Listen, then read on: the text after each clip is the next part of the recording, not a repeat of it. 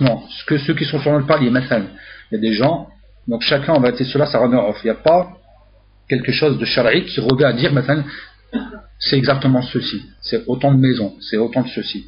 Même chez les compagnons, on retrouve, que ce soit Aïcha, que ce soit Ali, on va retrouver des paroles différentes. Aïcha va dire 40 maisons à droite, à gauche, devant, derrière.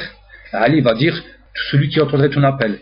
Alors si tu faisais l'adhan de ta maison, c'est-à-dire de la porte de ta maison, tous ceux qui t'entendent sont tes voisins, par exemple. Et Cheikh Islam Ibn Taymiyyah, il expliquait en vérité que cela revient au urf, revient à l'origine à quoi? À la nature, c'est-à-dire à l'habitude des gens. Qu'est-ce qu'un voisin en France? Qu'est-ce qu'un voisin au Maroc? Qu'est-ce qu'un voisin au Sénégal? Qu'est-ce qu'un voisin en Arabie? Donc chacun en vérité, il a sa façon de savoir qui est le voisin. Et ça c'est important, parce que les voisins ils restent en vérité très importants, au point où on aurait cru qu'ils auraient été en vérité nos héritiers.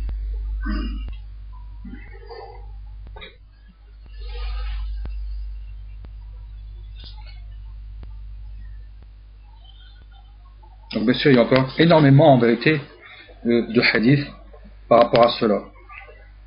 Et on a vu les hadiths par rapport à tout à l'heure, lorsque la femme avait ses deux filles et qu'elle a donné, lorsque elle a fait manger, donc elle avait 3 dates, tout le monde avait faim, la mère plus les enfants, chaque enfant a mangé une date, lorsque la mère a voulu manger la date, elle a faim, c'est proche de sa bouche, imaginez-vous un moment crucial pour elle, ses enfants lui demandent, donne-nous cette date.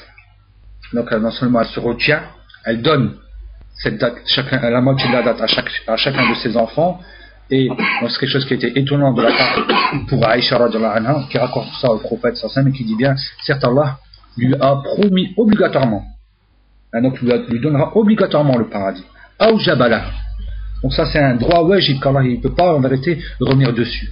Comme quoi elle aura le droit au paradis vis-à-vis de cette sadaqa, vis-à-vis de cette bonne œuvre de la mère vis-à-vis de ses enfants.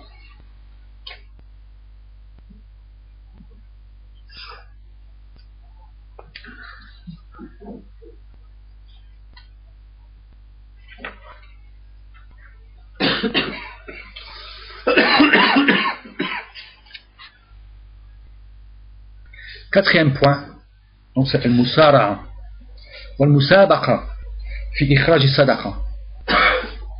Donc le fait de s'empresser et même de se concurrencer pour sortir ou pour donner, pour faire des dons. Il y a plusieurs hadiths vis-à-vis de cela.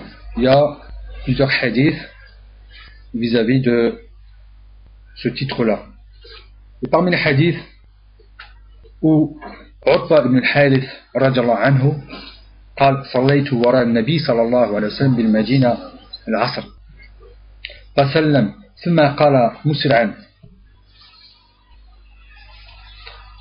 فتخطى رقاب الناس إلى بعد حجر نسائه ففزع الناس من سرعته فخرج عليهم فرأى أنهم عجبوا من سرعته فقال ذكرت وأنا في الصلاة شيئا من تبر عندنا فكرهت أن يحبسني وفي رواية أن يمسي أو يبيت يعني عندنا فأمرت بقسمته. Donc ce hadith qui est ajib, où le compagnon, donc le Utba ibn Harith rapporte qu'il a prié derrière le prophète Mohammed sallallahu alayhi wa sallam à Médine, salat al-Asr, puis il a salué après la prière, puis il s'est levé en s'empressant. Donc il s'est empressé et il est entré donc dans une des maisons de ses épouses, une des demeures de ses épouses. Les gens ont été étonnés de cela. Donc, les gens ont été surpris de le voir être aussi rapide. Et après il est sorti vers eux. Et il a vu que les gens étaient étonnés, que se passe-t-il, de voir pourquoi le prophète sallallahu alayhi wa sallam est pressé, et autant pressé que ça. Et il a dit, je me suis souvenu alors que j'étais en prière.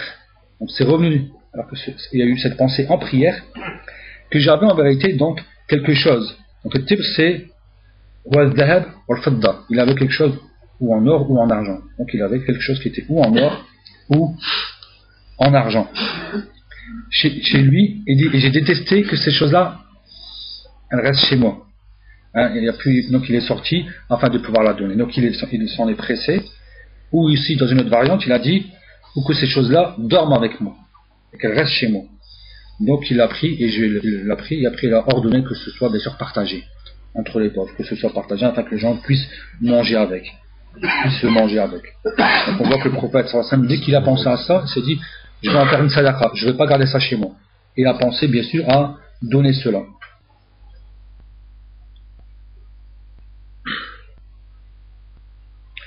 Donc bien sûr, parmi les fawaïd que les ulama donnent par rapport à ce hadith, c'est que Allah A'lam, la personne ne sait pas quand est-ce qu'elle va mourir.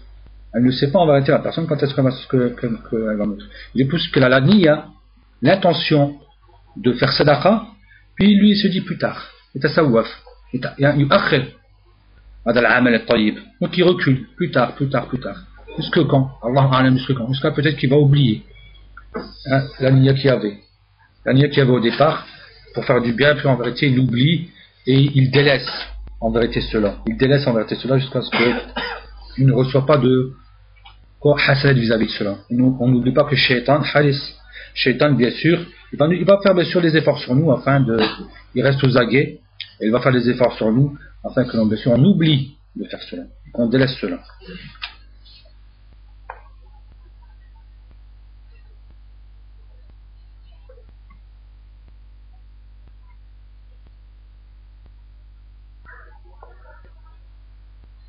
Cinquième point, al-infaqu sirran wa alaniyatan raja'a al-ajr al-kibir.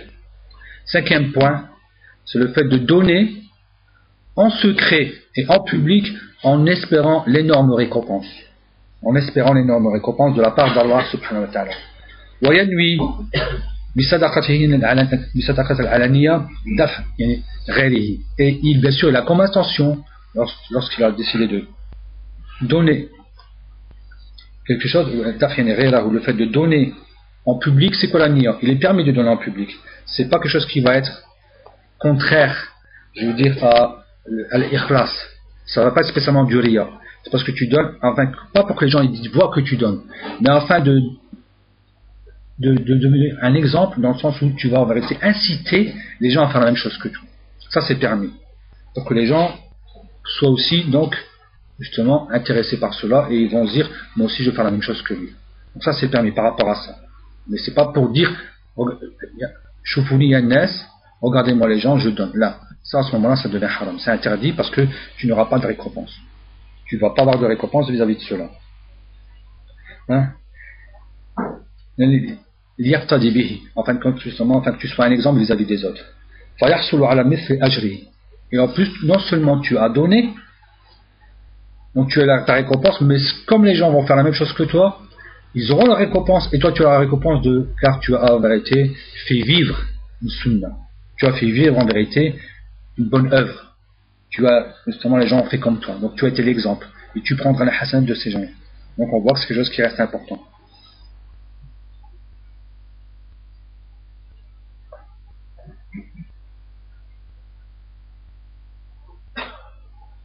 On a vu le verset donc ce matin vis-à-vis de cela. الذين ينفقون أموالهم بالليل والنهار سرا وعلانية فلهم أجرهم عند ربهم ولا خوف عليهم ولا هم يحزنون. Donc certes ceux qui donnent de leurs biens de nuit et de jour en secret et en public, ils auront la récompense auprès de leur Seigneur et nulle peur ainsi que nulle tristesse pour eux. Donc ils n'auront ni peur ni tristesse. Donc on voit que ces gens-là donnent. Ils sont tous en train de penser quand est-ce qu'il faut donner. Dès qu'il y a l'occasion de pouvoir faire du bien, ils font du bien. De nuit comme de jour. Que ce soit en secret ou que ce soit en public. Pour eux c'est la même chose. Parce que c'est pour Allah qui donne. Donc en secret, ils savent pourquoi ils donnent en secret. En public, ils savent même pourquoi ils donnent en public. Ils profitent donc en public, comme on l'a dit auparavant, le fait que les gens peut-être vont voir ça et ils vont être incités à donner. Ça va justement montrer que, alhamdoulilah, dans la communauté, il y a des gens qui donnent. C'est bien. Ça incite les autres. Parce que les gens vont dire, si seulement, s'ils ont les moyens, ben je vais faire la même chose. Mais s'ils n'ont pas les moyens, au moins ils ont la niya, en se disant que si j'avais le même moyen que cette personne, j'aurais fait la même chose. Donc il aura lui aussi la récompense, alors qu'il n'avait rien du tout. Parce que il a au moins pensé à vouloir faire la même chose, même s'il ne pouvait pas. Et Allah, Donc il ne va pas bien sûr perdre, il ne va pas leur faire perdre leur récompense, parce qu'ils vont retrouver la récompense auprès d'Allah. Et c'est ardam, ou ardam, c'est bien plus énorme que ce que tu as donné. Tu donnes un peu et Allah il te multiplie jusqu'à 700. Et aussi, bien sûr, la khawfun alayhim wa la hum yahzanun, ni peur et nulle tristesse. Parce que celui qui n'a ni peur et nulle tristesse, donc il va être justement, il va avoir cette sérénité. Il sera le contraire. Il sera à l'aise. Il sera donc à l'aise. Il sera bien sûr bien. Parce que celui qui vit avec la peur et avec la tristesse, il vit mal. Il n'y a pas pire pour en vérité le nefs, donc d'une personne, de vivre avec la peur et avec la tristesse. Tu ne peux pas vivre normalement avec la peur et avec la tristesse.